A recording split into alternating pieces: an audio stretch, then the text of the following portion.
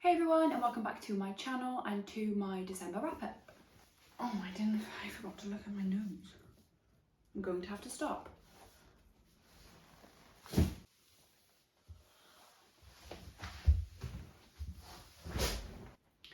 Okay, well it turns out I didn't make any notes, so that's pretty irrelevant.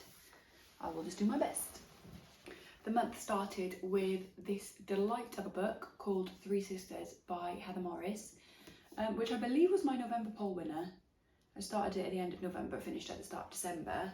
You may be familiar with the book called The Tattooist of Auschwitz, which is also by Heather Morris, and this is the third instalment in that kind of series, I guess you'd call it. But you don't have to read the other two. I haven't, although I probably will now because this was so good.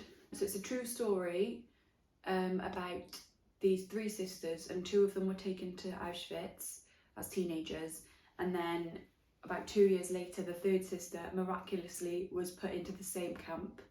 So the three of them had the last few months at the concentration camp together, and then survived it, escaped, or were freed, but if you could call it that, which I don't really think you could. And it talks about their experiences of the war, of being in the camps, and the third sister's experience, Magda, of being at home for a lot of the time. And then there's quite a lot about their time after the war and their kind of journey to freedom and to find a home again, to find a sense of belonging, and their family lives moving on from that, because all three of them got married and had children, and it's just really lovely. Very, very harrowing, very poignant. The stuff that these women went through, and obviously everybody else who was taken to concentration camp, is just astounding in all the wrong ways.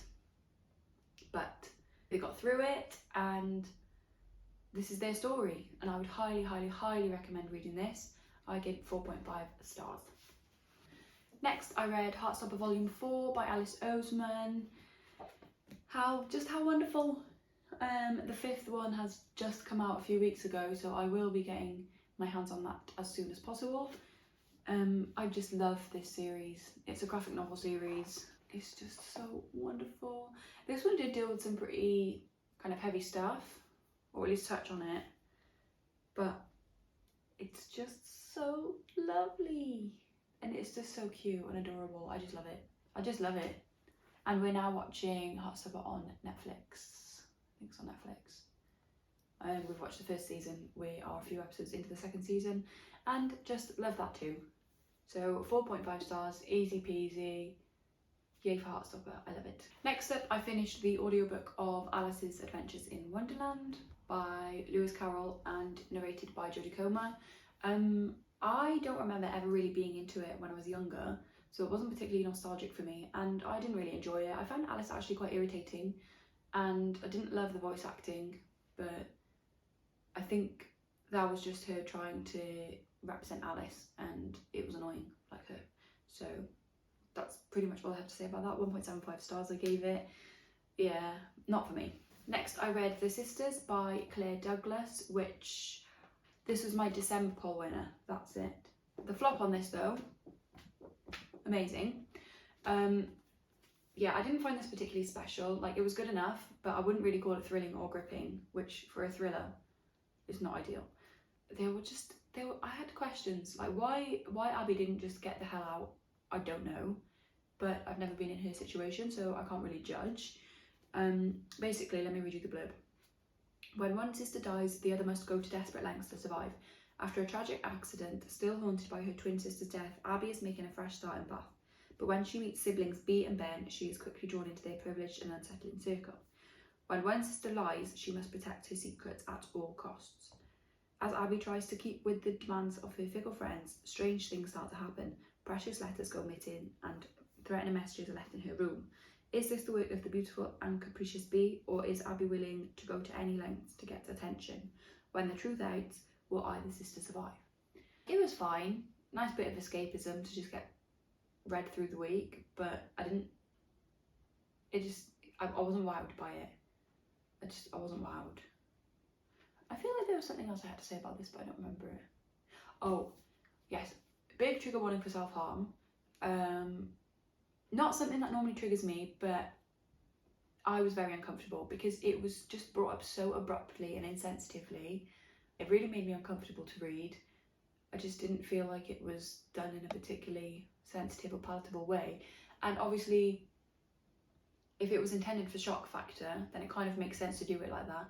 But I don't think it was executed well in that way either. So yeah, it definitely lost points for that for me. And I gave this 3 stars. Then I read another shite book, 31 Days of Winter by 31 Days of Wonder by Tom Winter. I have been looking forward to reading this for so long. I got it in a box of stories probably about 2 years ago now, maybe even 3. And I've been looking forward to it, waiting for the right moment, and I finally was like, yeah, I'm gonna go for it. And it was so disappointing. The overarching thing that I can't get past is the fat phobia.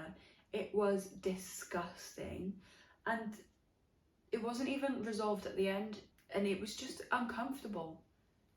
The people were just so awful, and I didn't like it, so that was the end of that. And then I read, or actually I was kind of reading this throughout the month alongside the others, but Stories for Christmas and the Festive Season, which is compiled by the British Library Women Writers Group.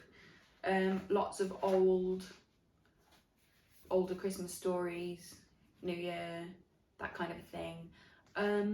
It was fine. There were a couple of stories that I skipped because they just weren't for me. I didn't really particularly enjoy any of them, but they were nice enough to just get through. So that was pretty middle of the road, 2.75 stars. And then I don't even know what to say about this book. So my job prompt was a book with a cartoon on the cover, and obviously 31 Days of Wonder could have fit for that, but when I picked it up, I hadn't had it in mind for that, so I felt like a cheat. So I picked up According to Yes by Dawn French with a lovely cartoon umbrella. And I kind of wish I hadn't. I DNF'd this probably about halfway through. This is going to be a major spoiler. Also, I just heard a van. I'm expecting a parcel and it stopped right outside. Yeah, it's for me.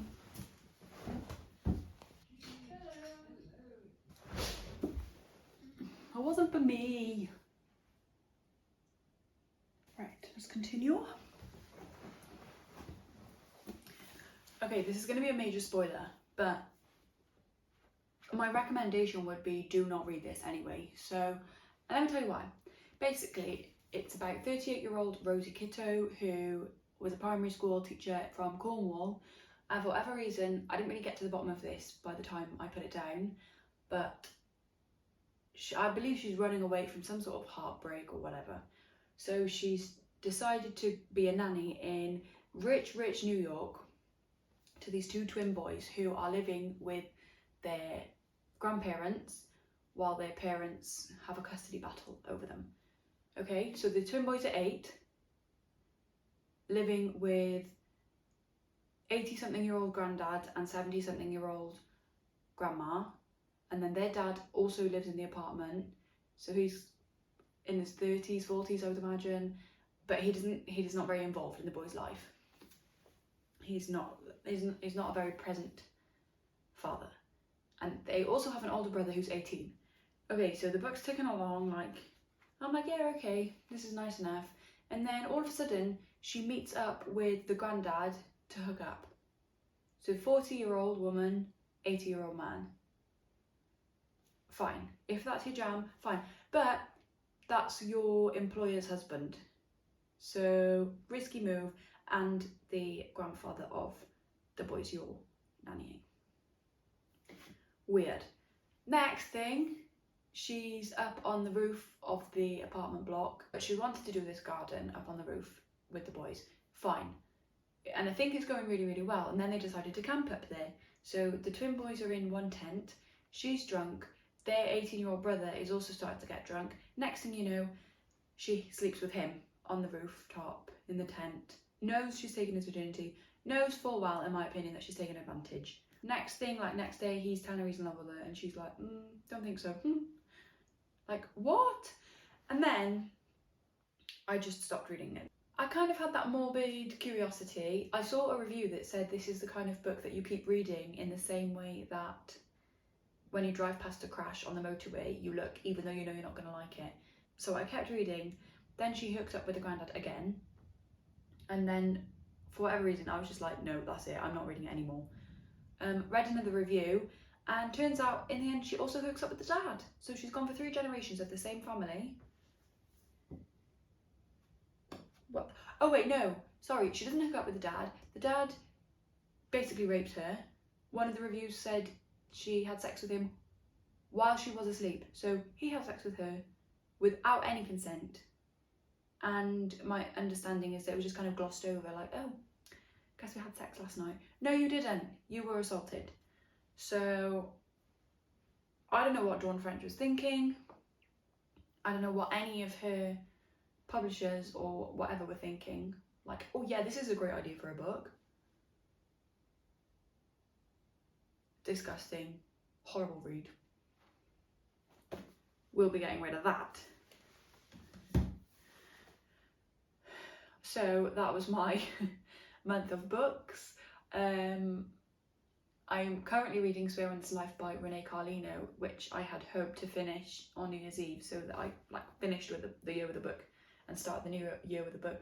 And also, I didn't finish my audiobook, which I'm really enjoying, called 29 Gifts by Cami Walker. I have 40 minutes left, so I don't know if I should include that in 2023 or 2024, but that's annoying. But never mind. So yeah, that's all my reading for the year, for the month, but also the year. Happy New Year, and thanks for watching. Happy New Year.